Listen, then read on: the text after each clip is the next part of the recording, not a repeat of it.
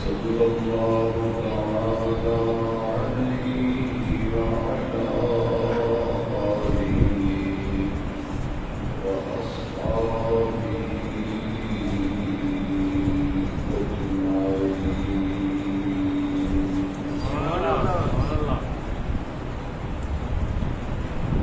ما بعد فأعوذ بالله من الشيطان الرجيم.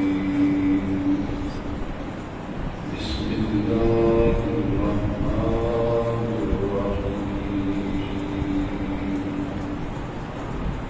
واتخذ الله إبراهيم خليلا. صدق الله مولانا العظيم. إن الله وملائكته يصلون على النبي. يا أيها الذين آمنوا صلوا عليه وسلموا تسليما.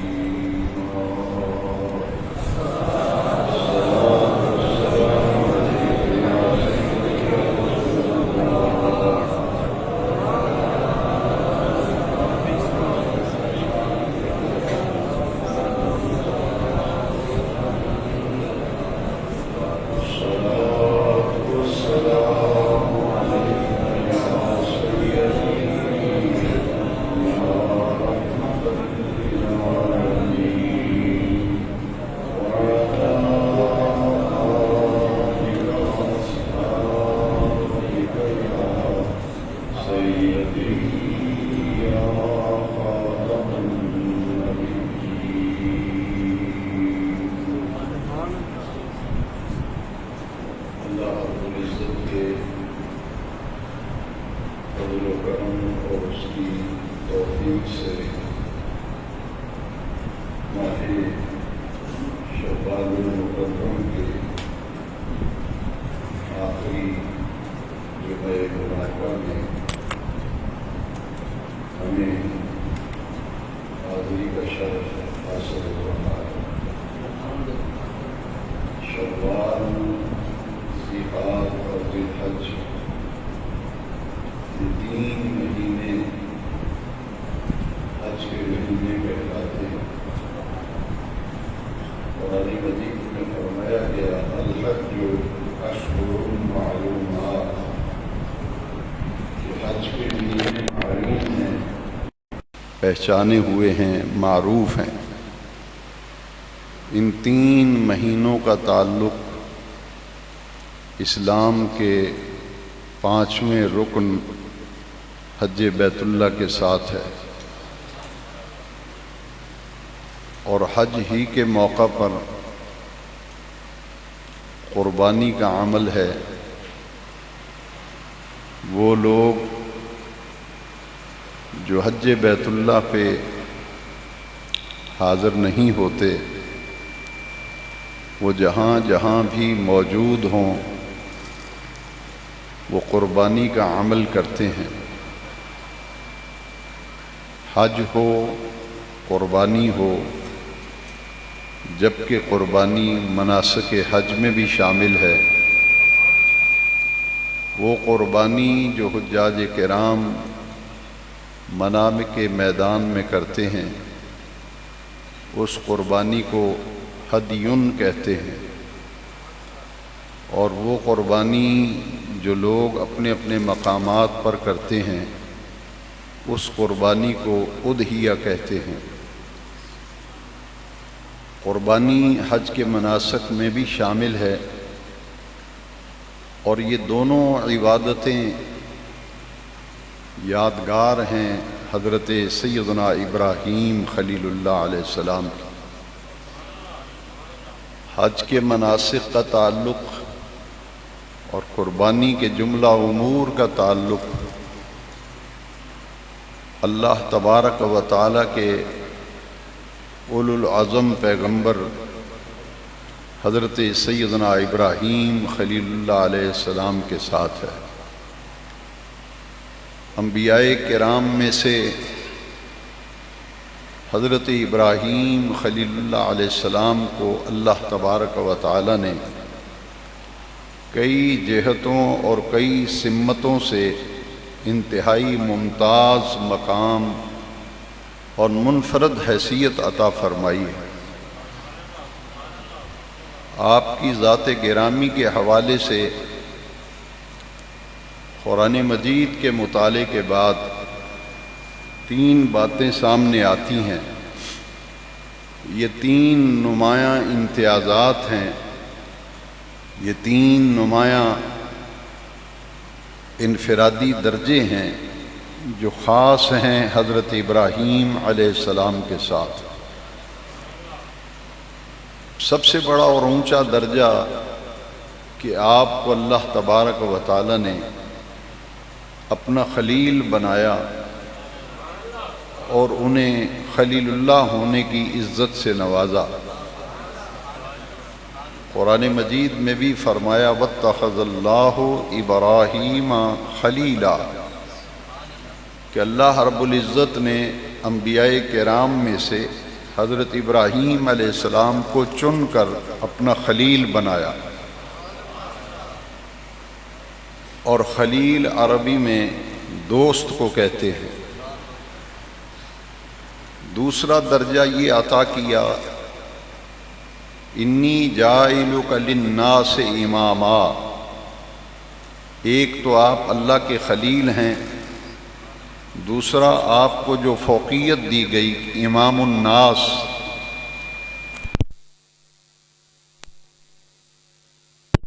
خاص کیا گیا۔ اور تیسری بات یہ ہے کہ حضرت سیدنا ابراہیم علیہ السلام کو اللہ رب العزت نے بہت سے امور میں آزمایا، اور بہت سے امتحانات میں سے، آزمائشوں میں سے حضرت ابراہیم علیہ السلام کو گزارا۔ اور پھر خود اللہ تبارک و تعالی نے قرآن مجید میں اعلان فرمایا وَإِذِ ابْتَلَىٰ إِبْرَاهِيمَ رَبُّهُ بِكَلِمَاتٍ فَأَتَمَّهُنَّ۔ سبحان اللہ۔ ہم نے بہت سے امور میں، بہت سی باتوں میں اپنے خلیل ابراہیم علیہ السلام کو آزمایا، اور آپ ہر آزمائش میں پورا اترے، اور ہر امتحان میں انہوں نے کامیابی کو حاصل کیا۔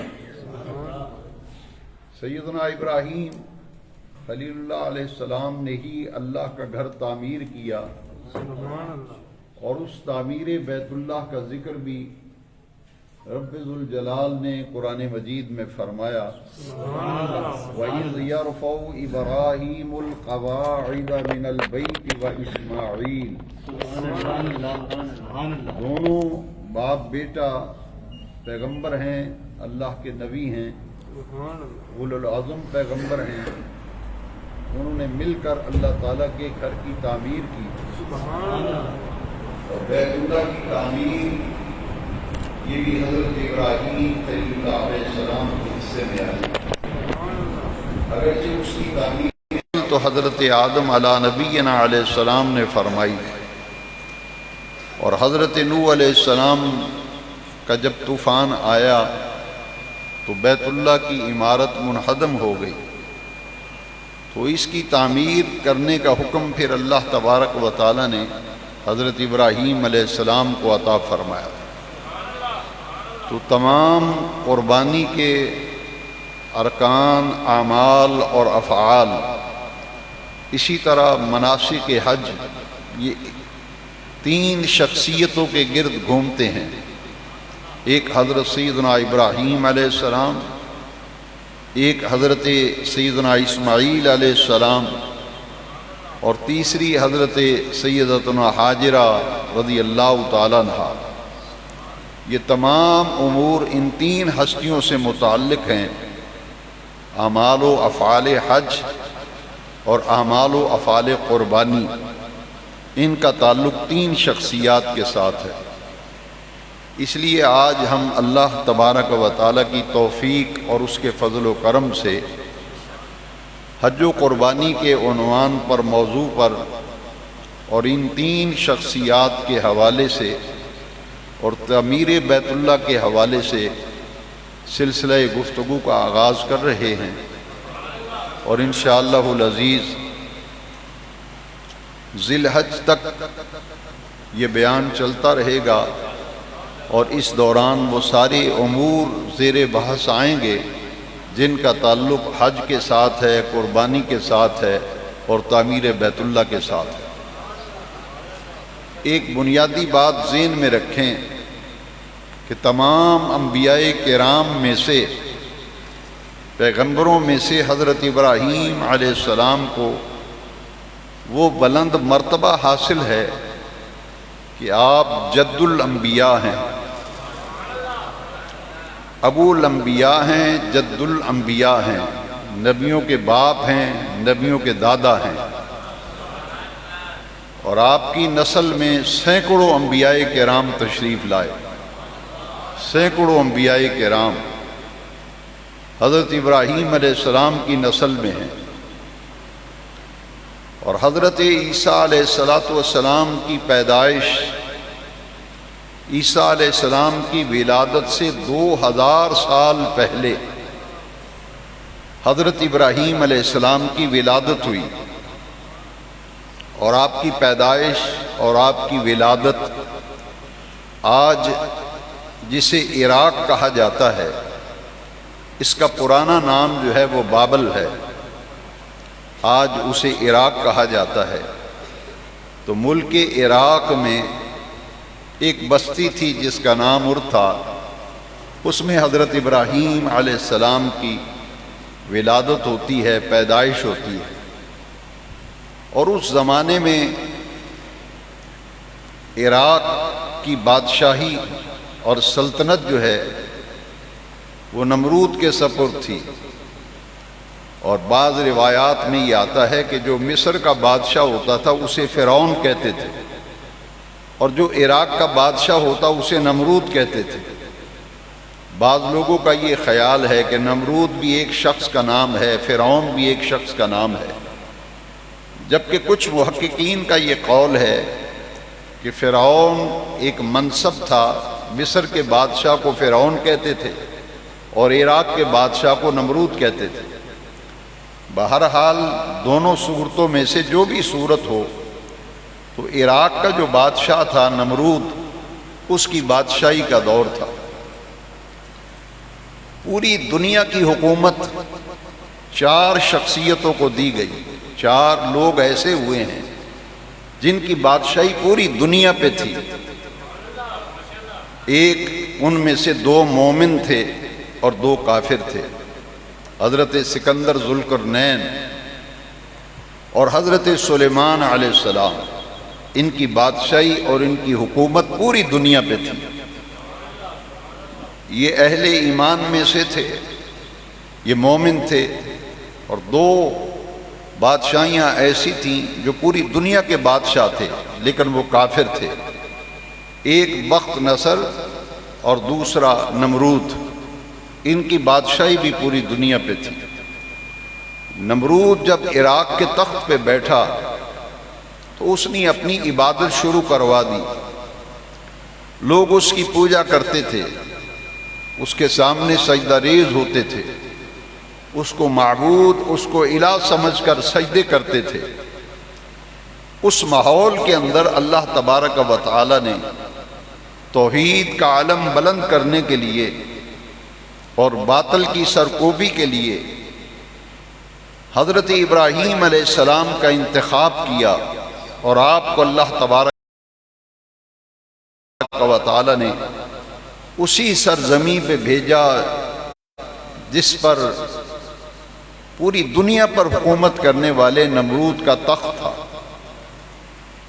سیدنا ابراہیم نے جس زمانے میں آنکھیں کھولیں اور آپ پیدا ہوئے، یہ وہ زمانہ تھا جب ایک قوم جو ہے وہ سورج کی پجاری تھی، اور اسی قوم میں سے ایک طبقہ جو ہے وہ چاند کا پجاری تھا، اور کچھ لوگ جو ہیں وہ ستاروں کی پوجا کرتے تھے، یعنی شمس پرستی، کواکب پرستی اور قبر پرستی، اور اس پر مستضاد یہ کہ خود نمرود خدا بنا بیٹھا تھا، خدائی کا دعوے دار تھا، اور اس کی پوجا ہوتی تھی، اس کی عبادت ہوتی تھی۔ تو ایسے ماحول میں اعلان توحید کے لیے اور پرچم توحید کو بلند کرنے کے لیے لوگوں کو سورج اور چاند اور ستاروں کی پوجا اور نمرود کی پوجا سے نجات دلا کر اللہ تبارک و تعالیٰ کی عبادت اور بندگی میں لانے کے لیے جس شخصیت کا انتخاب کیا تھا وہ اللہ تعالیٰ کے اولو العزم پیغمبر ہیں، جیسا کہ میں پہلے عرض کر چکا ہوں، وہ جد الانبیاء بھی ہیں، امام الناس بھی ہیں، اور اللہ تبارک و تعالیٰ نے انہیں خلیل بھی بنایا۔ ابراہیم علیہ السلام نے جب آنکھیں کھولیں تو آپ کے والد جو ہیں حضرت طارق، ان کا انتقال ہو چکا تھا۔ آپ کا چچا جو ہے آذر، وہ کفیل تھا، اسی کے ذمے پرورش تھی۔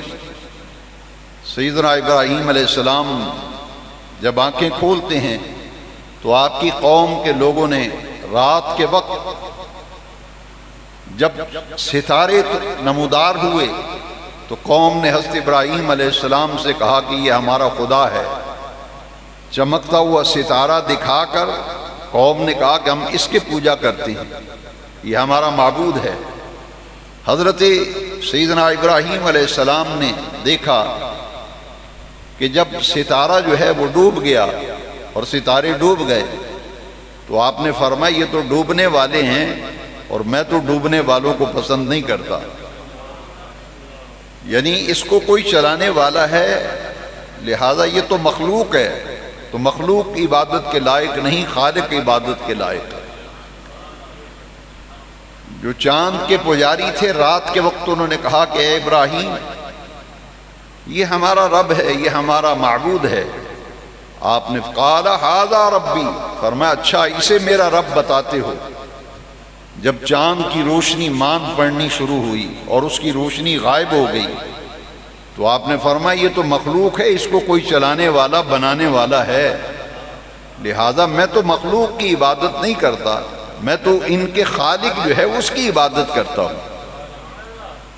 اسی طرح جو لوگ شمس پرست تھے، دن کو جب سورج طلوع ہوا تو انہوں نے کہا کہ ابراہیم یہ دیکھ یہ ہمارا رب ہے۔ قال ھذا ربی، فرمایا اچھا اسے میرا رب بتاتے ہو۔ ھذا اکبر، یہ تو بہت بڑا ہے، سورج بہت بڑا ہے اور اسے میرا رب بتاتے ہو۔ فلما افلت، اور جب شام کے وقت سورج غروب ہو گیا تو آپ نے فرمایا یہ تو غروب ہو گیا ہے، تو تعجب ہے اس بات پر کہ تم غروب ہونے والے کو خدا مانتے ہو۔ یعنی اس پورے مشرکانہ اور کافرانہ ماحول کے اندر اللہ تبارک و تعالیٰ کی ذات کا تصور، اس کی الوہیت، اس کے معبود ہونے کے تصور کو اگر اجاگر کیا تو حضرت ابراہیم علیہ السلام نے اجاگر کیا۔ اللہ کی معرفت، خدا کی ذات تک رسائی اور پھر نبوتوں کا عطا کیا جانا اور نبی بنایا جانا، توحید کے پرچار کے لیے منتخب کیا جانا، یہ وہ اعزازات تھے جو حضرت ابراہیم علیہ السلام کو عطا کیے گئے۔ قوم نے دیکھا کہ ہم سورج کے پجاری ہیں، چاند کے پجاری ہیں، ستاروں کے پجاری ہیں، یہ ہماری قوم میں ایک ایسا لڑکا پیدا ہو گیا جو ان کی عبادت و بندگی سے ہمیں منع کرتا ہے۔ حضرت سیدنا ابراہیم خلیل اللہ علیہ السلام نے جو علم توحید بلند کیا، اس کا نمایاں پہلو یہ تھا کہ سورج، چاند اور ستاروں کے پجاریوں، یہ تو سب مخلوق ہیں، ذرا غور تو کرو، آخر ان کا کوئی بنانے والا بھی تو ہے نا۔ وہ کون ہے جس نے چاند کو تخلیق کیا اور اس نے اللہ کریم نے روشنائی رکھی؟ کون ہے جس نے سورج کو تخلیق کیا، اس میں تمازت بھی رکھی، اس میں روشنی بھی رکھی؟ یہ ساری چیزیں مخلوق ہیں، آخر ان کا کوئی بنانے والا ہے؟ خود تو وجود میں نہیں آ گئی۔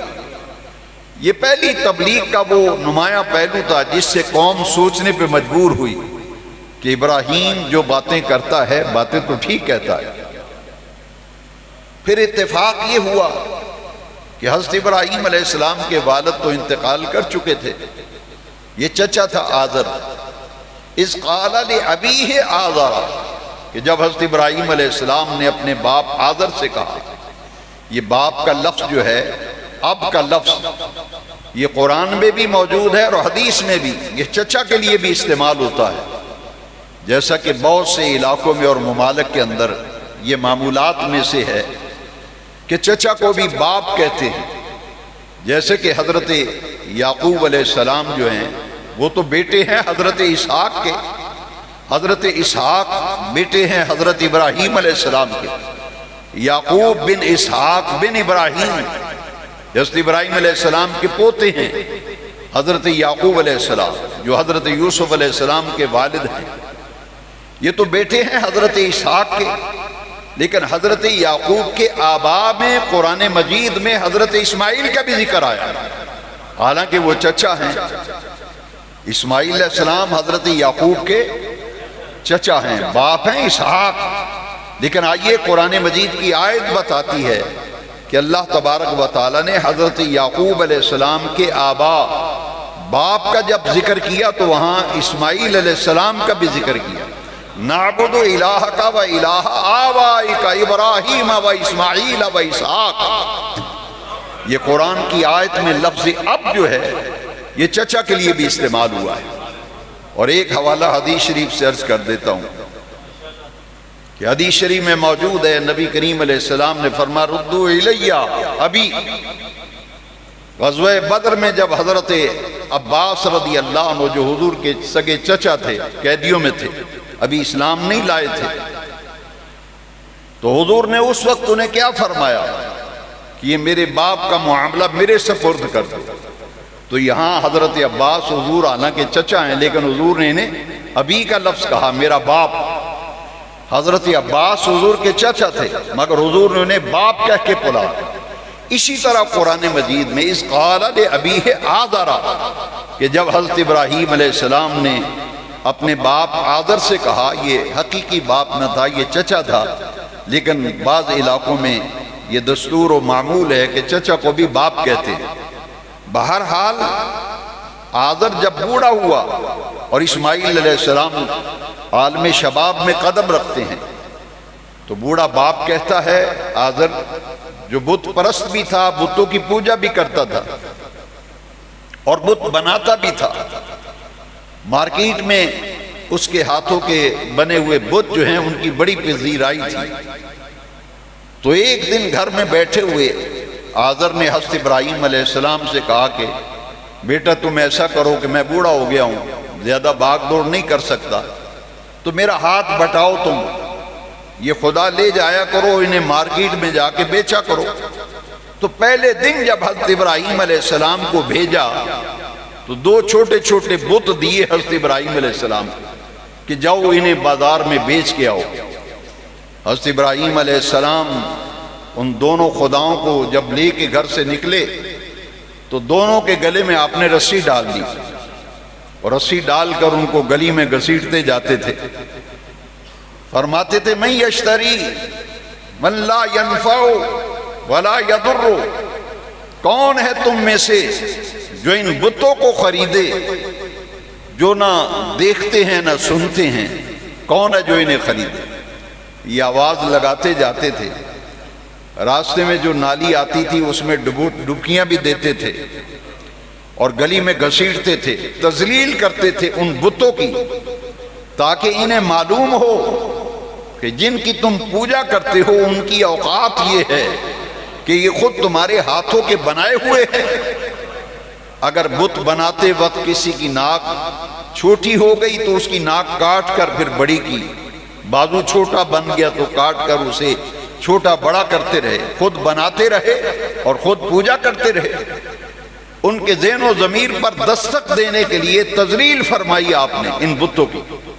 شام کو واپس آئے تو کہا چچا یہ تمہارے بنائے ہوئے جو خدا ہیں ان کا تو خریداری کوئی نہیں لیتا ان کو۔ دوسرے دن ٹوکرے میں خدا دے دیے، بت ٹوکرے میں ڈال کے دیے، لے جاؤ اور بیچو جا کے۔ وہ ٹوکرا اٹھایا ہوا ہے بتوں والا، اور دو بتوں کے گلے میں رسی ڈال کے گھسیٹتے جاتے ہیں. ما لا ينفع ولا يضر ولا يغني عنك شيئا، نہ نفع کے مالک ہیں نہ نقصان کے مالک ہیں، نہ سنتے ہیں نہ دیکھتے ہیں. بتوں کے بارے میں فرمایا. کون ہے تم میں سے یہ خریدے؟ شام کو واپس آ جاتے، کہتے چچا جان کوئی خریدتا ہی نہیں، میں تو آوازیں لگا لگا کے تھک گیا ہوں. حاضر کے دل میں خیال آیا کہ میرے تو جو آرڈر ہیں وہ بھی پورے نہیں ہوتے، اور آج یہ وقت آیا کہ میرا بنایا ہوا مال مارکیٹ میں اتنا مندہ ہو گیا، کوئی خریدنے کے لیے تیار نہیں. تو لوگوں نے آ کر بتایا کہ ابراہیم جب بتوں کو بیچنے کے لیے آتا ہے تو یہ آواز لگاتا ہے، اور جب ان کے عیب اور نقائص بیان کیے جائیں گے تو انہیں کون خریدے گا؟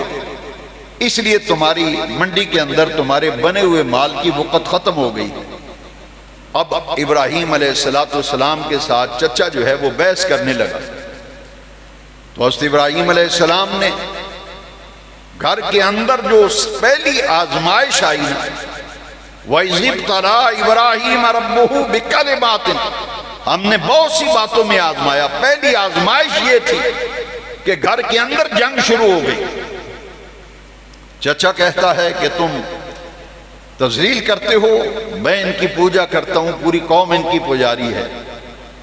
حضرت سیدنا ابراہیم علیہ السلام نے فرمایا کہ میرے پاس اللہ کی ہدایت آئی ہے، اللہ کریم نے مجھے وہ علم عطا کیا ہے. اے چچا جو تیرے پاس علم نہیں ہے، جو ہدایت اللہ نے مجھے عطا فرمائی، وہ ہدایت یہ ہے فطر السماوات والارض، کہ آسمانوں اور زمینوں کا خالق اللہ ہے، اور وہ میرا بھی رب ہے، پوری کائنات کا رب ہے. تو میں تو چچا تمہیں اس رب کی عبادت اور بندگی کی دعوت دیتا ہوں کہ چھوڑو ان بتوں کی پوجا پاٹ، چھوڑ کر عبادت کرنی ہے، بندگی کرنی ہے، پوجا کرنی ہے تو اللہ وحدہ لا شریک ہے، اس کی عبادت کرو. اب وہ ابراہیم علیہ السلام کا چچا کیا کہتا ہے؟ کہتا ہے کہ میں پتھر مار مار کے تمہیں سنسار کر دوں گا، تمہیں کڑی سزا دوں گا، نکل جاؤ میرے گھر سے. یہ پہلی آزمائش تھی. ابراہیم علیہ السلام وہاں سے نکلتے ہیں. بڑی کڑی آزمائش تھی کہ یہاں سے نکل جاؤ، میرے گھر میں نہیں تم رہ سکتے. یہی آزر حضرت ابراہیم علیہ السلام کے ساتھ روز روز الجھنے لگا، اور ایک دن اس نے کہا کہ چلو میں تمہیں بادشاہ کے دربار میں لے چلوں. حضرت ابراہیم علیہ السلام کو ساتھ لیا. چچا آزر جو ہے اس نے شاہی دربار میں لے گیا. دیکھا کہ ایک تخت کے اوپر نمرود بیٹھا ہوا ہے اور غلام اس کے ارد گرد کھڑے ہیں. تو آپ نے پوچھا یہ کون ہے جو سامنے بیٹھا ہے؟ تو حضرت ابراہیم علیہ السلام کا چچا آزر کہتا ہے یہ خدا ہے اور نمرود ہے، اور جتنے لوگ اس کے ارد گرد کھڑے ہیں یہ اس کی پوجا کرنے والے ہیں، یہ اس کی عبادت کرنے والے ہیں. تو آپ نے فرمایا یہ بڑا بدصورت اور بد شکل ہے. جو اس کے آس پاس کھڑے ہیں ان کی شکلیں تو پھر بھی کچھ اچھی نظر آتی ہیں، مگر اس کی شکل تو بہت بری ہے. اب جو ہے چچا کہنے لگا ابراہیم ذرا آہستہ سے بات کرو، آہستہ بولو، تمہاری آواز اگر نمرود نے سن لی تو پھر کہیں سزا نہ دے. فرمایا یہ کیسا خدا ہے جو آہستہ بولے تو نہیں سنتا، اونچا بولے تو سنتا ہے؟ یہ کیسا خدا ہے؟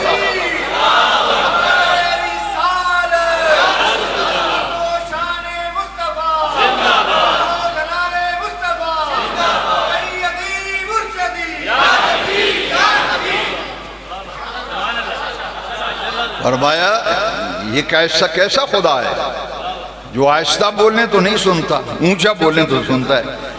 فرمایا چچا سن، میرا خدا وہ ہے جو ابھی دل میں ارادہ ہوتا ہے اسے بھی جانتا ہے. میں آہستہ بھی بات کرتا ہوں تو میرا رب سنتا ہے. جیسے قرآن میں بھی پتہ انی لسمیع الدعاء، تو دل میں بھی اللہ سے بات کرے تو اللہ تعالیٰ اس بات کو بھی سنتا ہے. وہ علیم بذات الصدور ہے. اس نے پھر کہا آہستہ بات کرو، آہستہ بات کرو، آہستہ بات کرو وہ سن نہ لے، آپ اور اونچا بولے تاکہ یہ سنیں۔ اور یہ تمام تفسیر کی کتابوں میں لکھا ہے۔ أَلَمْ تَرَ إِلَى الَّذِي حَاجَّ فِي إِبْرَاهِيمَ، آنکھوں میں آنکھیں ڈال کے آپ نے نمرود سے بات کی۔ اس نے کہا ابراہیم کیا میرے علاوہ بھی کوئی خدا ہے؟ سنا ہے تو مجھے رب نہیں مانتا، میرے علاوہ بھی کوئی رب ہے؟ فرمایا ہاں میرا بھی رب ہے، پوری کائنات کا رب ہے۔ آنکھوں میں آنکھیں ڈال کر سینہ تان کے کہا وہ تیرا بھی رب ہے، وہ پوری کائنات کا رب ہے۔ اس نے کہا اچھا ہمارے خدا تو یہ ہے نا، یہ سورج ہے، یہ چاند ہے، یہ ستارے ہیں، یہ بت ہیں، یہ ہمارے خدا ہیں، تو بتا تیرا خدا کون ہے؟ اس کا بھی تعارف کرا جس کو تو خدا مانتا ہے، جس کی تو عبادت کرتا ہے۔ حضرت ابراہیم علیہ السلام فرمایا ربی الذی یحیی و یمیت، میرا رب وہ ہے جو زندہ بھی کرتا ہے مارتا بھی ہے، وہ موت و حیات کا مالک بھی ہے، خالق بھی ہے۔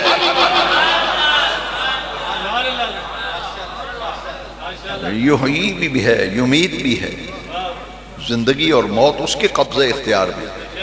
اس نے کہا اچھا تیرا رب وہ ہے جو زندہ بھی کرتا ہے اور موت بھی دیتا ہے؟ اس نے کہا ابراہیم یہ کام تو میں بھی کر لیتا ہوں۔ اس نے کیا کیا؟ جیل میں سے 2 قیدی منگوائے، ایک بے گناہ تھا، تلوار مار کے اس کا سر کاٹ دیا، جس کو سزائے موت ہونی تھی اس کو بری کر دیا۔ اس نے کہا ابراہیم یہ موت و حیات تو میرے اختیار میں ہے، میں نے اسے قتل کر دیا، اس کو سزائے موت ہی سے معاف کر دیا۔ تو موت و حیات کی حقیقت اور فلسفے کو وہ سمجھ نہ سکا، اور پیغمبر کی یہ شان ہے کہ وہ وقت ضائع نہیں کرتے۔ پیغمبر وقت ضائع، نبی اور رسول وقت ضائع نہیں کرتے۔ آپ نے فرمایا یہ موت و حیات کی حقیقت اور حکمت کو سمجھ نہیں پا رہا، لہذا وقت اب ضائع کرنے کی ضرورت نہیں۔ اللہ اکبر۔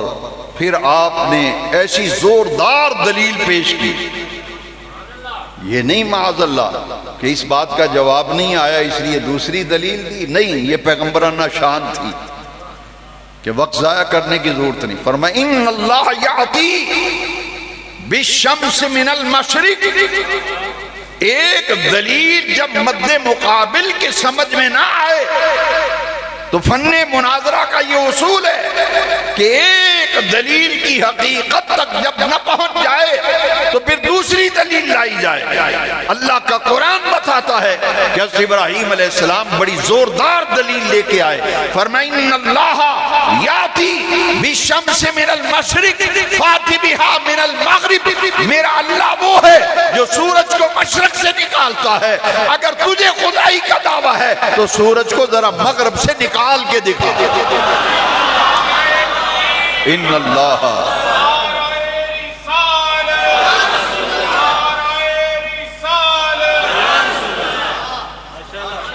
ان اللہ یاتی بالشمس من المشرق، میرا اللہ تو وہ ہے جو سورج کو مشرق سے نکالتا ہے۔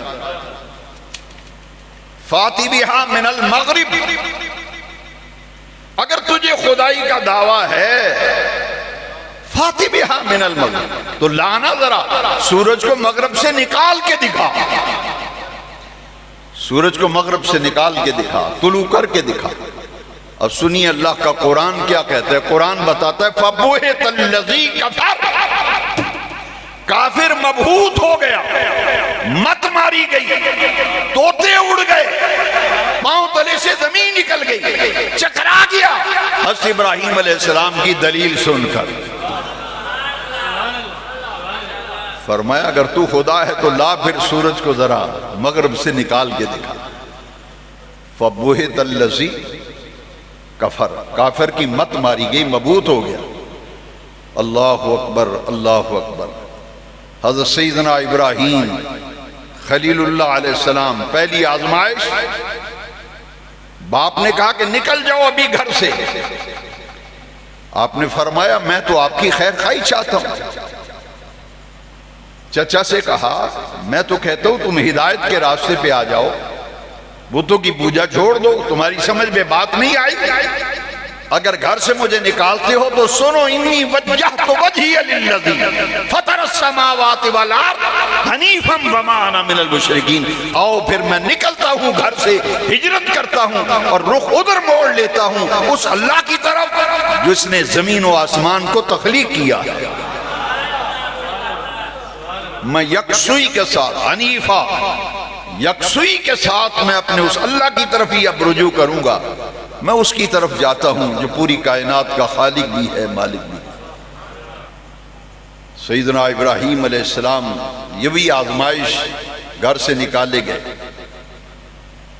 باپ نے دھمکیاں دیں، تجھے پتھر مار مار کے جان سے مار دوں گا. فرمایا جو سزا دینی ہے دے لو، میں تو توحید کا علم بلند کرنے کے لیے آیا ہوں، بتوں کی پوجا پاٹ سے، عبادت سے نجات دلانے آیا ہوں. پھر نمرود کے دربار میں کھڑے ہو کر اس کی آنکھوں میں آنکھیں ڈال کے بات کرنا، یہ اللہ تبارک و تعالی نے یہ بلند مرتبہ عطا کیا تھا تو ابراہیم خلیل اللہ علیہ السلام. اب ایک اور بڑی کڑی آزمائش آئی. آپ نے دیکھا کہ قوم کو زبان سے بہت تبلیغ کی ہے، ان پہ کچھ اثر ہی نہیں ہوتا. اب یہ میری کسی بات کا اثر قبول نہیں کرتے، تو آپ نے کیا کیا؟ آپ نے پھر طاقت کا استعمال کرنا پسند فرمایا. فرمایا اچھا، لاتوں کے بھوت باتوں سے نہیں مانتے، اب میں ہتھوڑا استعمال کروں گا، تیشہ استعمال کروں گا، کلہاڑا استعمال کروں گا، طاقت استعمال کروں گا. سال کے بعد وہ قوم ایک میلے پہ جاتی تھی اور وہاں جا کر ایک خاص قسم کا ستارہ تھا. سال کے بعد وہاں جا کر اس ستارے کی وہ پوجا پاٹ کرتے تھے. پورا شہر خالی ہو جاتا تھا، اور جب میلے پہ جانے کا وقت آیا تو پوری قوم جا رہی تھی. انہوں نے کہا ابراہیم چلو ہمارے ساتھ بھی چلو، چلو ہمارے ساتھ، کچھ وقت ہمیں بھی دو، وہاں بیٹھ کے کچھ باتیں ہوں گی. حضرت ابراہیم علیہ السلام نے فرمایا انی سقیم، میری طبیعت ناساز ہے، تم جاؤ. تم میلے ٹھیلے پہ جا رہے ہو، میں تمہاری ان حرکتوں سے بیزار ہوں. کبھی تم سورج کی پوجا کرتے ہو، کبھی چاند کی، کبھی ستاروں کی، کبھی بتوں کی، کبھی نمرود کی پوجا. میں اس مشرکانہ اور کافرانہ ماحول سے بیزار ہوں. تمہیں تبلیغ کی ہے، زبان سے سمجھایا ہے، تمہیں سمجھ نہیں آئی تو جاؤ، میں اظہار برات کرتا ہوں. اب جاؤ، جو کچھ مجھ سے ہو سکا میں وہ کروں گا. پورا شہر جب خالی ہو گیا، آخری جو قافلہ جا رہا تھا اس میں بوڑھے بوڑھے چند لوگ تھے. انہوں نے سنا ابراہیم علیہ السلام کی بات کو. آخری قافلہ جب روانہ ہو رہا تھا تو حضرت ابراہیم علیہ السلام فرمایا تاللہ لَأَكِيدَنَّ أَصْنَامَكُمْ، جالو تم میلے پر، دیکھو میں تمہارے خداؤں سے کیسے نبٹتا ہوں. قسم کھائی آپ نے، تاللہ، اللہ کی قسم، لَأَكِيدَنَّ أَصْنَامَكُمْ، تمہارے بتوں سے دو ہاتھ اب میں کروں گا. زبانی تبلیغ کا تم نے اثر قبول نہیں کیا تو دیکھو میں کیسے نبٹتا ہوں تمہارے بتوں کے ساتھ. پوری قوم جب چلی گئی، شہر خالی ہو گیا نا، تو ابراہیم علیہ السلام نے ایک تیشہ پکڑا، کلہاڑا پکڑا اور سیدھے شاہی بت خانے کی طرف گئے. شاہی بت خانہ گئے جب تو دروازہ کھلا ہوا تھا. آپ اندر داخل ہو کر آپ نے جتنے بھی بت تھے نا، وہ جن کی عبادت کرتے تھے، وہ ان کے خدا، سب کو توڑ پھوڑ دیا. کسی کا سر پھاڑ دیا، کسی کی آنکھیں نکال دی، کسی کی ٹانگ کاٹ دی. فَجَعَلَهُمْ جُزَاظًا إِلَّا كَبِيرًا لَهُمْ، اللہ کا قرآن فرماتا ہے سارے خداؤں کو ٹکڑے ٹکڑے کر دیا، وہ زمین پہ بکھر گئے. جو بڑا بت تھا نا، بڑا بت، صنم اکبر، شاہی بت خانے میں بڑا خدا جو تھا ان کا، جس کی وہ پوجا پاٹ کرتے تھے، عبادت کرتے تھے، اس کے کندھے پہ تیشہ رکھا، بت خانے کے دروازے کو کنڈی لگا کے واپس آ گئے. فَجَعَلَهُمْ جُزَاظًا إِلَّا كَبِيرًا لَهُمْ. قوم جب واپس آئی نا بت خانے میں داخل ہوئے تو دیکھا سارے خدا ہی ٹوٹے پھوٹے ہیں، کسی کی آنکھ نکلی ہوئی ہے، کسی کا بازو کٹا ہوا ہے، کسی کا سر پھوڑا ہوا ہے، وہ تو ہکا بکا رہ گئے، بگدڑ مچ گئی، کوہرام مچ گیا، شور و غوغا۔ انہوں نے کہا کون ہے جو ہمارے خداؤں کا یہ اشر کر گیا؟ میٹنگ بلائی، جتنے بڑے بڑے رؤساء تھے، انہوں نے کہا یار گویڑ لگاؤ، کچھ سوچو کون ہو سکتا ہے جو یہ کام کرے۔ وہ جو آخری بوڑھے آدمی تین جا رہے تھے نا، انہوں نے کہا جب ہم جا رہے تھے تو ایک نوجوان تھا، یقال لہو ابراہیم، فتیں یذکر، یقال لہو ابراہیم، ایک نوجوان ہے، جب ہم میلے پہ جا رہے تھے تو وہ کہہ رہا تھا تاللہ لاکیدن اصنامکم، میں تمہارے خداؤں سے نپٹوں گا، لگتا ہے یہ کام ابراہیم نے کیا ہوگا۔ لاؤ ابراہیم کو، حضرت ابراہیم علیہ السلام کو لایا گیا۔ یہ نہیں انہوں نے کہا کہ ہمارے بتوں کو تم نے توڑا ہے، یہ نہیں کہا، کہا اَأَنْتَ فَعَلْتَ هَذَا بِآلِهَتِنَا یا ابراہیم،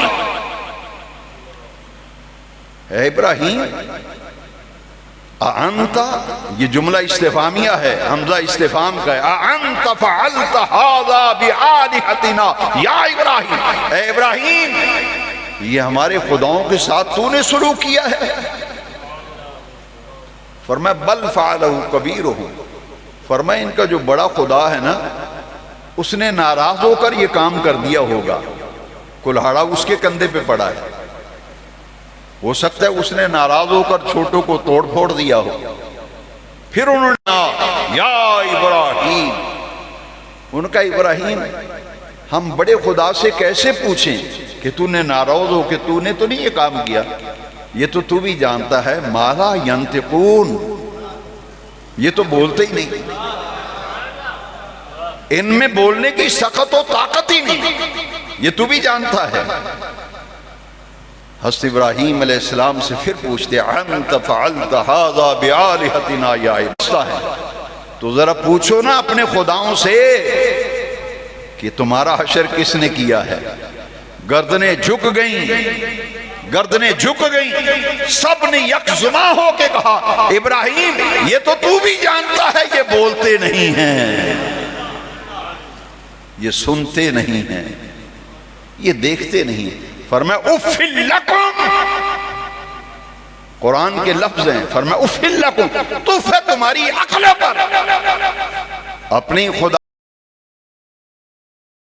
بنا کر اپنے ہاتھوں سے بت بنا کر پھر ان کی پوجا کرتے ہو، تمہاری عقلوں پر تف ہے، لعنت ہے تمہاری عقلوں پر کہ تمہیں اتنی بھی عقل و سمجھ نہیں ہے، جو نہ سنتے ہیں نہ دیکھتے ہیں۔ ما لا ینفعکم ولا یضرکم شیئا،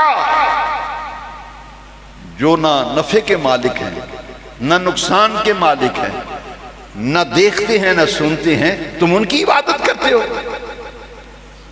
یہ آیتیں بتوں کے بارے میں نازل ہو رہی ہیں، نہ دیکھنے کی صلاحیت نہ سننے کی صلاحیت۔ انہوں نے جب دیکھا نا قوم لاجواب ہو گئی، کوئی جواب ہی نہیں آیا۔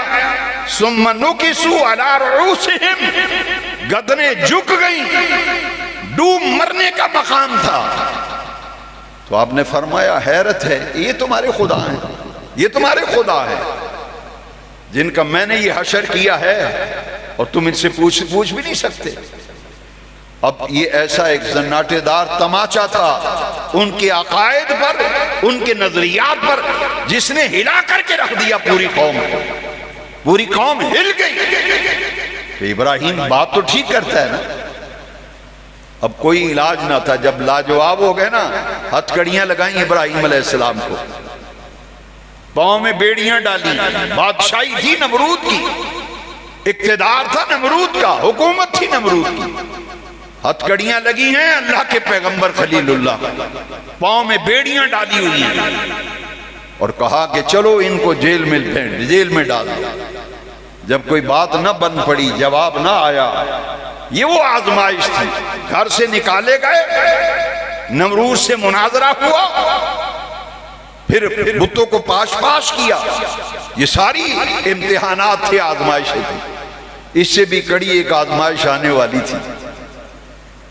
جیل میں جب ڈالا گیا انہوں نے کہا کہ اس کا ایک ہی علاج ہے، اس کو جیل میں بند کر دو. بیڑیاں ہیں، ہتھ کڑیاں ہیں. پیغمبر خدا حضرت ابراہیم امتحان میں سے گزر رہے ہیں. وَإِذِ ابْتَلَىٰ إِبْرَاهِيمَ رَبُّهُ بِكَلِمَاتٍ فَأَتَمَّهُنَّ. ادھر جیل میں ہے، ادھر میٹنگ بلا لی نمرود نے.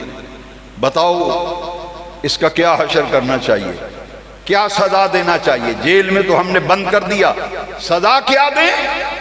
اللہ کے قرآن نے فرمایا کہ ان کی جب میٹنگ ہوئی، قالو، میٹنگ میں یہ طے کیا گیا، متفقہ فیصلہ کیا گیا، حرقوہ، قالو حرقوہ وانصروا آلہتکم ان کنتم فاعلین. میٹنگ میں یہ مشورہ ہوا اور بالاتفاق یہ طے پایا کہ یار جے کچھ کرنا ہی ہے نا، ایک کوئی حل لے، آگ لاؤ تے ابراہیم نو چک کے تے آگ بھی سٹ چھڑو. قالو، ہاں اللہ کا قرآن ہے، قالو حرقوہ وانصروا آلہتکم ان کنتم فاعلین. جے تساں کچھ کرنا ہے تے پھر ایک کوئی علاج ابراہیم دا، آگ لاؤ تے ابراہیم نو چک کے بھی سٹو تے ساڑ دو. حرق یحرقو، آگ لگا کے جلا دینا. قالو حرقوہ وانصروا آلہتکم ان کنتم فاعلین. اگلی آزمائش کا ذکر انشاءاللہ اگلے جمعے ہوگا. وما علینا الا